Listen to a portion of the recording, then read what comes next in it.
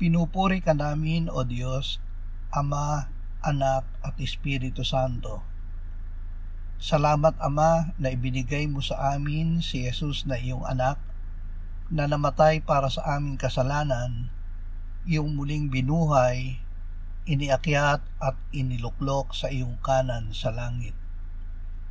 Salamat na ibinigay mo sa amin ang iyong banal na Espiritu, at sa pamamagitan niya ay ibinuhos mo ang iyong pag-ibig sa aming puso. Panginoong Hesus, ikaw ay nagsalita hindi mula sa iyong sarili, kundi mula sa Ama na nagsugo sa iyo. Ama, salamat na ang iyong utos ay buhay na walang hanggan. Lubos na sinunod ng iyong anak ang iyong utos hanggang kamatayan sa krus. At dahil dito kami ay binigyan mo ng buhay na walang hanggan. Amen.